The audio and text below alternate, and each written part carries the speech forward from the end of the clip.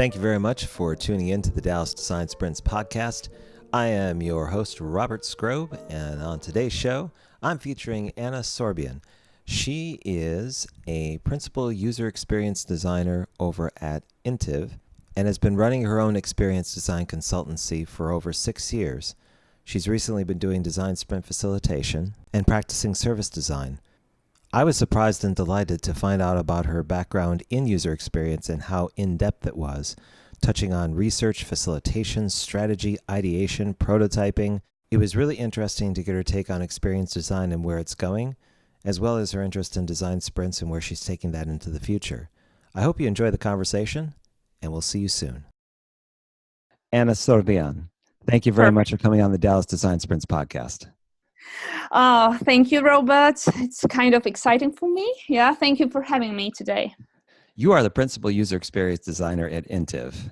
You've been with them just under 2 years. You're based out of Poland. You're in Wroclaw.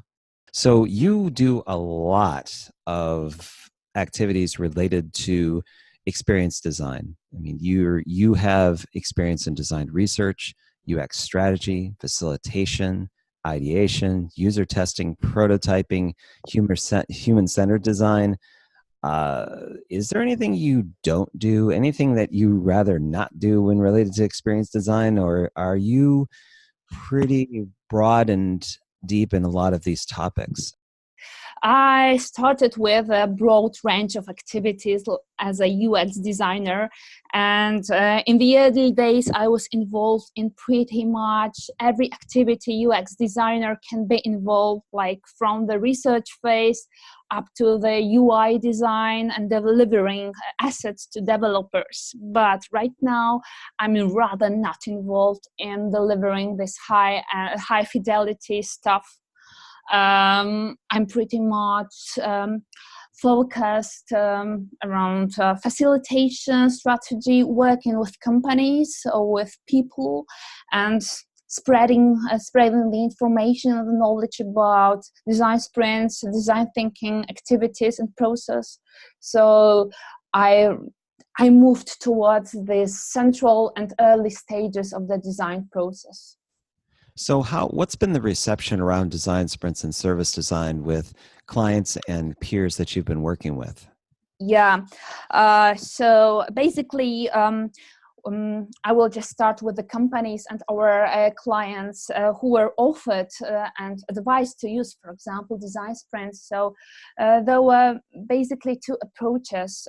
One is that they were very eager to start with the concept and the idea, but it was not the thing that should be performed, in fact, at the stage of the project that they were in. So of course, the design sprint, it's not a cure for all ailments, and it's not a magic potion to solve all the problems that arise. So for them, it was a perfect idea, but not for the moment in the project that we're just conducting. And other companies were very interesting, and the people were interested, and people who were involved with our company were simply really they felt the idea, but their working culture was not ready for such a way of working. And it is an idea that I can just develop maybe later in the conversation, that the company culture really needs to enable the way of working in a design sprint. And of course, there were those who were simply receptive, and we conducted a couple of sprints in an Intive company for the clients, and the effects, of course, were amazing, not only for the project itself, but the whole company, because the word was spreading around the company. And for example, designers I'm working with, they are just taken by the idea totally, as it works simply for the cases if it's applied correctly. So what have you had planned for the first part of next year? If you're moving forward with design sprint facilitation and you see a real interest in it, and I know you're interested in it, Yeah. You're part of the same groups that I am, what do you hope to do? Really, one of the things that is ahead of me really is like design sprint pitching to the client and showing them the value again, and working probably with lightning decision jams and freeing me from conducting this session and training others to allow them to showcase their design sprint process in a form of lightning decision jam. So it is one of my goals to spread the word not only by the designers who are involved in pitching to clients and selling them the idea of the design, but also to make the idea live outside the design department. So is this coming from you, or is this something that the company that you're representing, is this something that they're putting forward as an option that clients can basically choose from? As a digital transformation agency, in fact, because we are working as such right now, we perceive ourselves as design driven. So our customers, our clients are served not only with the digital solution, but we are starting the work up front with the design concepts. And this is the tool that is simply a perfect way to start the projects, to just ignite the power of design at the very beginning, to make the whole concept work better for clients, to simply do better stuff in a better way, actually, because it is the way I perceive the sprint works. How do you see it evolving next year? Do you foresee yourself mixing and matching different aspects of the design sprint, or are you someone that likes the process as it is from start to finish to a certain extent? Oh, definitely. You struck the right chord. I believe that the sprint, the design sprint, is a set of, it is a tool set that can be adjusted to the need, and I don't treat it as a plug and play solution for every case, and I stress it a lot during my daily work, especially when it comes to research phase. For example, I think that if we start working with a customer, with a client that whose business is simply has intricate business architecture behind it, we cannot just start with the first day of the design sprint. We need to prepare. So, for example, when I preparing the material and the people for the design sprint, I believe that we need to, of course, start with different activities, but we can get inspired by the way the sprint proceeds. And I believe that the core principles that lie at the very bottom of, or maybe at the heart of the design sprint, can be applied to many different parts of the process. And these are the things that can be applied also simply as a principles that move things forward, and not only to the tasks and exercises involved in the design sprint. For example, if I'm teaching companies the tool sets from the design thinking toolbox, and we are working on different challenges using the design thinking methodology. I don't want to say methodology, but let's leave it like this. I also just include design sprint activities, as they are simply very easy to replicate, and we can mix and match different methods to reach different goals. So it is the thing, just let me recap.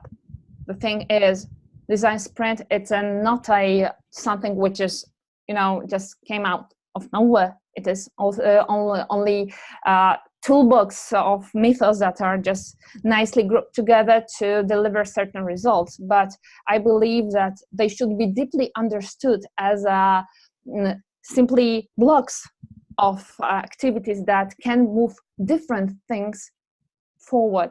And you need to understand what is the result of applying a method, a tool, and then see whether it matches your workflow, matches your need, and moves you forward.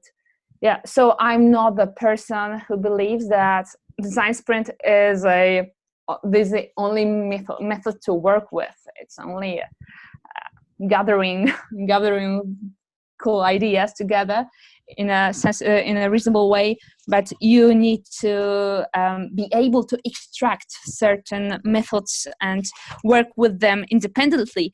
What is, for example, the core idea behind this for me that works outside the design sprint is, for example, working together alone.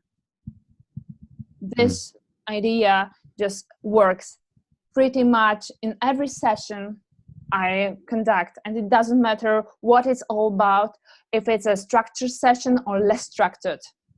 Yeah, so for example, such a way of thinking and facilitating meetings, facilitating sessions work best for me. Since both you and I have an affinity for service design, how do you see aspects of the design sprint process working with elements or activities of service design when applied in a practical manner? I don't see such a distinction between activities from design thinking or service design thinking or service design and design sprint activities. Design sprint activities, I would say, and the whole approach of design sprint is a set of methods that can be applied even to the sprint-like approach to the service design, and it really depends on the challenge and the goal we are having. So I don't see a problem with mixing and matching. For example, what really for me is a thing that helps people move forward is like dot voting, which is so popular in design sprint, and everybody knows it, and it gets simply gets very popular thanks to design sprint. This is the way I perceive it, at least. For example, such technical aspects of design sprint being translated to the service design activities make them more efficient, help to solve problems and decide and move forward. And the thing that was blocking or stopping activities in service design, at least from my experience, was this lack of decisiveness and letting things go, and giving the space for testing and proving if we are right or wrong. And design sprint approach allowed us to speed up the process, to speed up the iterations, to open up more for being wrong, in fact. So this kind of thinking that is embedded in the design sprint helps to iterate faster and start to being less attached to the solutions and concept and ideas behind for example, in the research phase or in the conceptual phase. Yeah, so merging those two approaches helps simply speed up the process, at least which is very important in the business perspective. I agree. They're always looking for time and cost efficiencies when it comes to their work. Regardless of what kind of business outcome they eventually get, they definitely want to save money and time. Yeah, and it helps a lot and produces tangible results at the end. So merging these two approaches definitely works best in the business environment. Even in the non-profits, it also works well, as it's the resource, the precious resource is the time of participants, I mean, in the non-profits that I also support. So yeah, design sprinting helps a lot. So I'm very big into virtual design sprints. I'll be doing a lot more talking and speaking and doing in that genre. What's your opinion of those? What do you think of them? Actually, we are working on some projects that will involve virtual design sprints, and it is the thing that clients really prefer.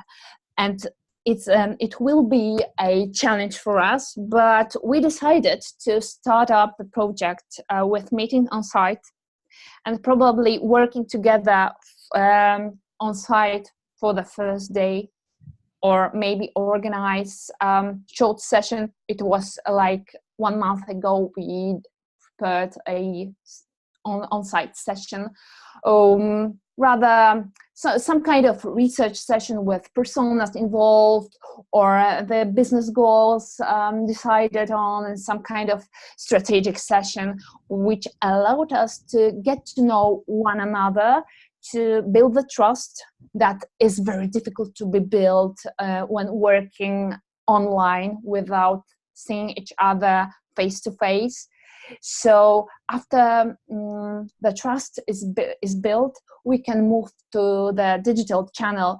And it was a very one of the insights that I have from this year is that groups working online work more efficiently, and the quality of their work is definitely much higher. Maybe it is a kind of bias because these were only 2 projects, but it was a very observable situation when people who were just interacting on site at one table, they were definitely less focused than those who were working on a digital in the digital channel using real-time board or mural, because these are the tools that we are currently using depending on the project.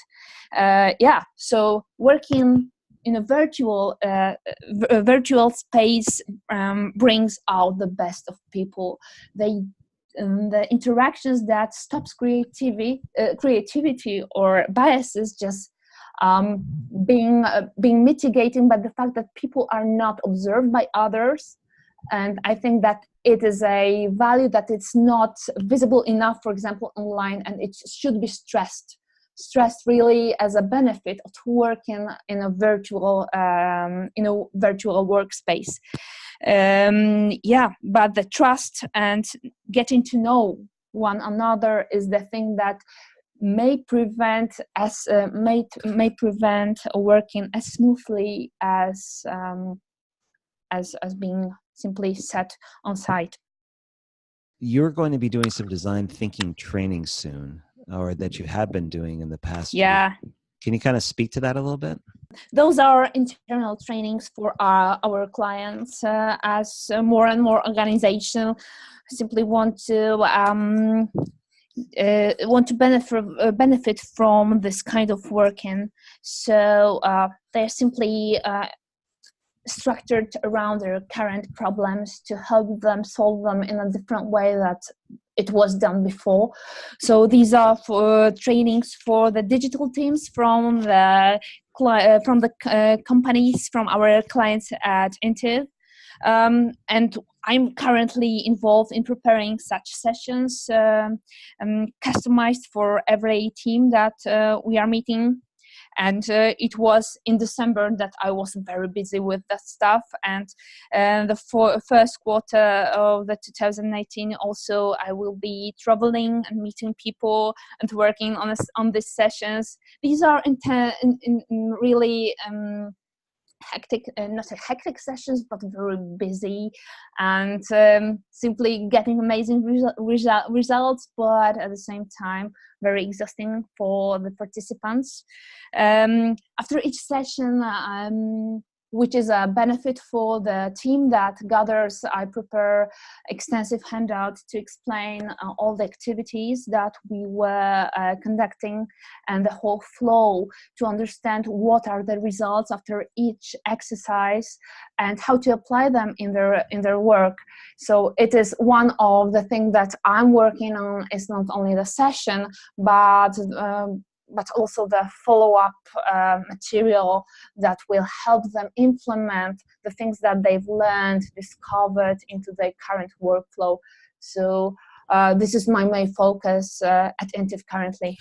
What do you really enjoy about that? I mean, what is it? The engagement with other people? Is it teaching people about the process? What brings you back to doing that over and over again? What's your interest?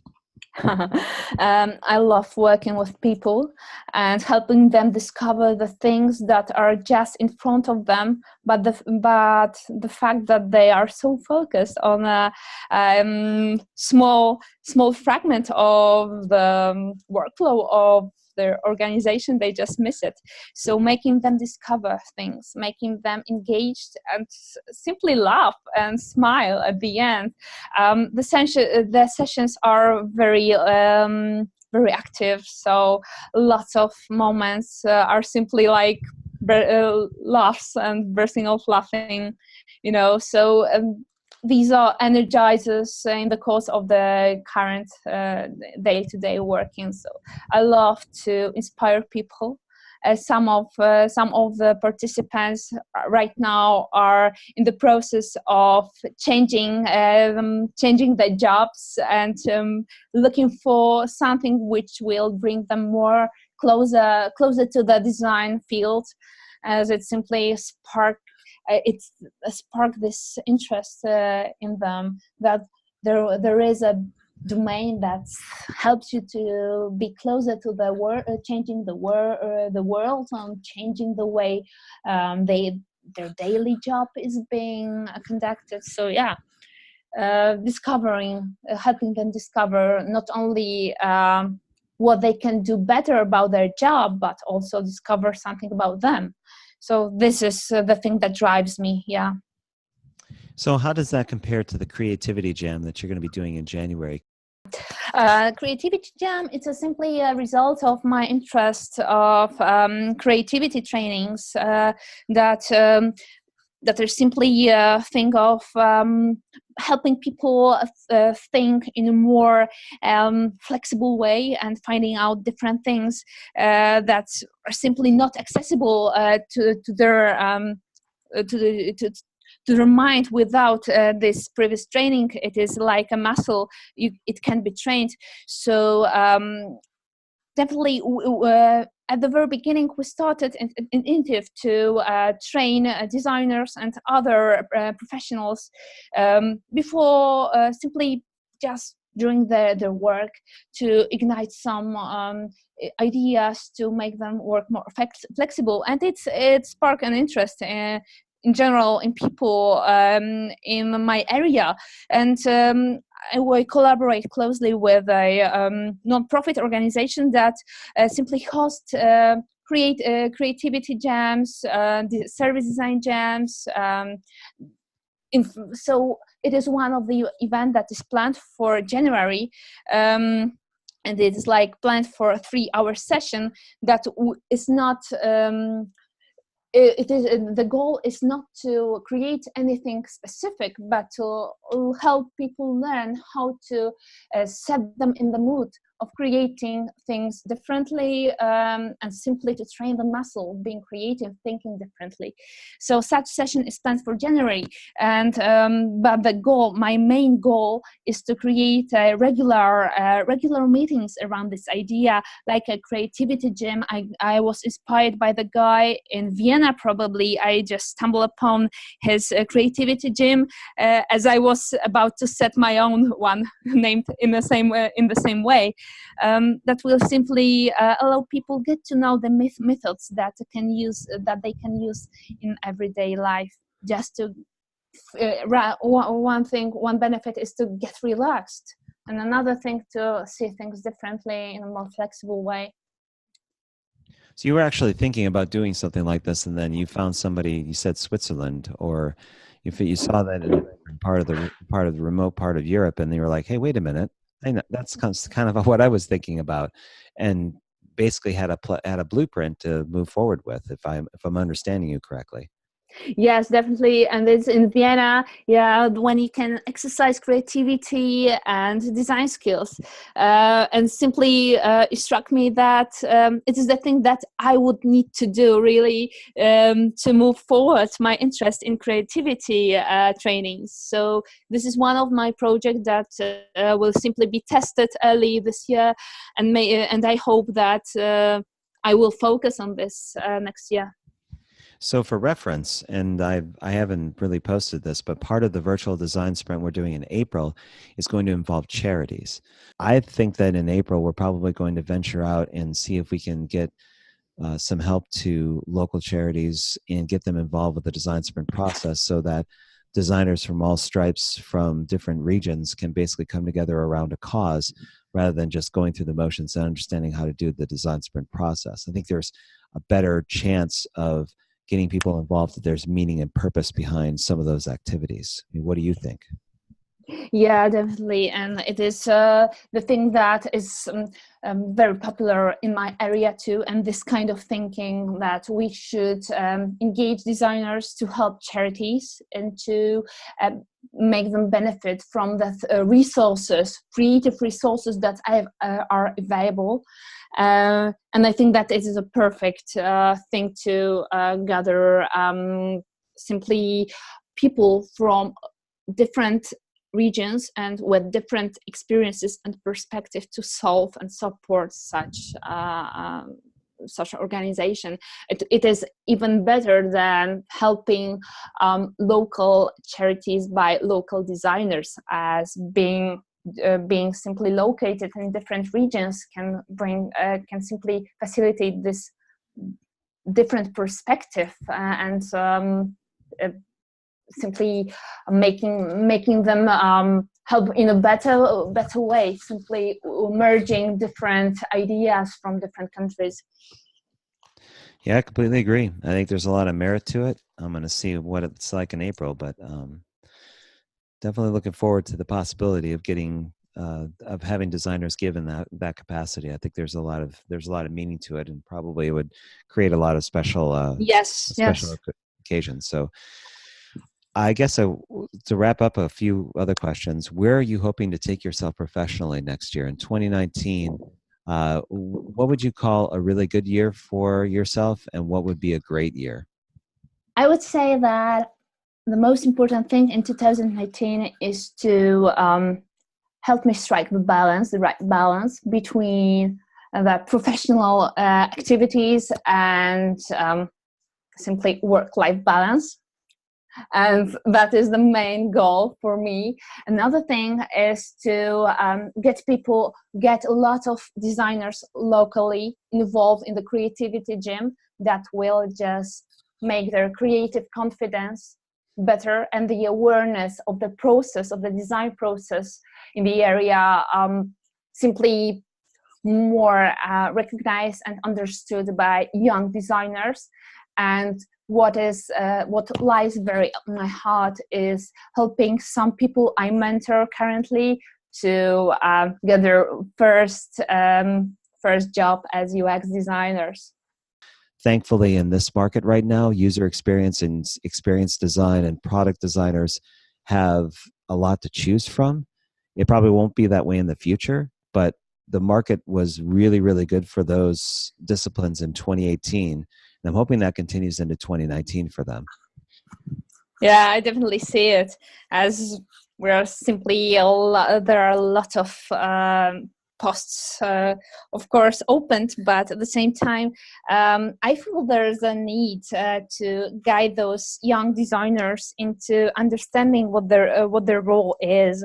And sometimes a lot of job offerings simply don't offer a supportive team, because they are just like hired as a single designer in the organization, and people without proper understanding what their role is, and the team also does not understand, they need to fight for really for the space and for the influence they need to have to simply do their job properly. So I think that there is a lot of job openings in Poland, at least, and often the job does not require from designers, for example, research or strategy skills. They don't understand it and just like limit to UI UX skills. And this is the thing that I'm working with young designers to make them aware that their job involves much larger influence on the whole product. And that's the kind of thing I try to really emphasize with young practitioners, is that you can let the market dictate where you go, but in this day and age, where we are right now, with as good as we have it online, you have the ability to basically set the narrative so you can set the engagement on how people perceive you and what you can do professionally. Definitely.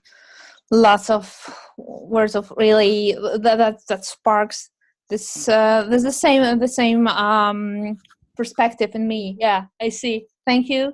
And I think that it will be the thing that will be also transplanted in this youngsters' minds, to find themselves, to find their own voices, to build their awareness, and they should be even informed and made aware that this awareness is something about themselves, something to be searched for and developed just by being involved in different endeavors.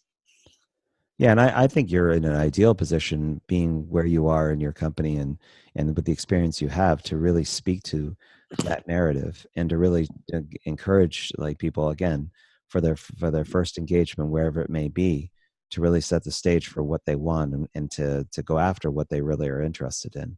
Yeah, definitely. And this is the thing that should be applied to every person. Like, it should be,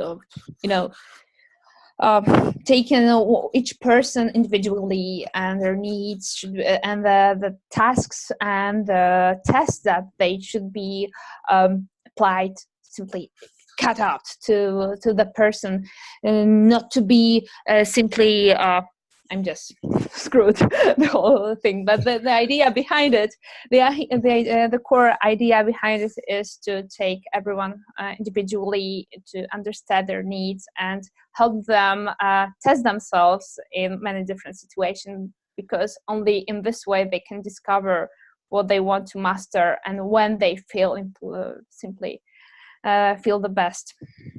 And you can be part of that journey as well. Yes, I hope so.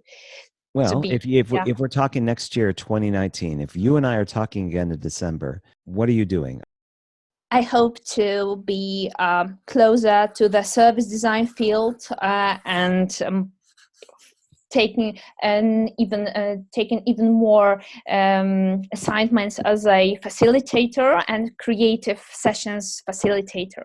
This is the thing that I'm going to work towards this year. Fantastic. And if people want to track what you're doing and want to check you out online, where should they go? Just observe me, just like LinkedIn activity and Instagram activity. And when will you be posting dates and times for the Creativity Jam that you had spoken about before? Is that eventually going to come around? Yeah, that will be posted in the local events, Eventbrite probably, or other tool that is used for such announcement. It will certainly reach to the people via Facebook events, a Facebook event page that will be set up for this reason. So everyone located in the area, in my area, will be certainly just informed by Facebook and Eventbrite. Fantastic. Well, Anna, thank you very much for coming on the show. It was a pleasure talking to you, and I'm sure we're going to talk a lot next year. Thank you very much, and I keep my fingers crossed for your plans for the 2019 too. Thanks again for listening to the Dallas Design Sprints podcast. If you have a question or comment about what you heard on today's show, email me direct at robert@dallasdesignsprints.com. You can also find me on Facebook, Instagram, LinkedIn, and Pinterest. Just do a Google search for Robert Skrobe or ask a friend and see if they know. Thanks for listening. Talk to you next time.